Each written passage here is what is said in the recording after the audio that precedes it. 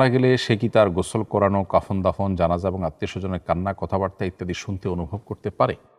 মানুষ মারা যাওয়ার পর তাকে গোসল দেবার সময়, কাফন দাফন করানোর সময় তার আত্মীয় স্বজনের মুভমেন্ট, তাদের কান্নাকাটি, তাদের কথাবার্তা ইত্যাদি মৃত ব্যক্তি পুরোপুরি অনুভব করা, শুনতে পাওয়ার কথা কোনো হাদিসে এভাবে বর্ণিত হয়নি। তবে নবী করিম সাল্লাল্লাহু আলাইহি সাল্লাম থেকে এই প্রসঙ্গে দুটি হাদিসের কথা আমরা জানি। তার একটি বর্ণনা করেছেন আনাস রাদিয়াল্লাহু তাআলা আনহু, আর অপরটি বর্ণনা করেছেন আব্দুল্লাহ ইবনে আব্বাস রাদিয়াল্লাহু তাআলা আনহু।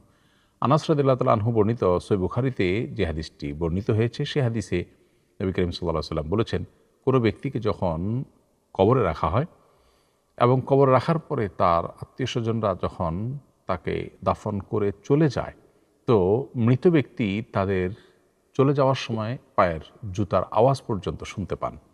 এখান থেকে বোঝা গেল যে মানুষ কবরস্থ হওয়ার পর তাদের আত্মীয় স্বজন এর মুভমেন্ট, তাদের কবর জিয়ারত পারেন কিভাবে, সেটা আল্লাহ তাআলা একমাত্র ভালো জানেন। একটা বিশেষ রূহ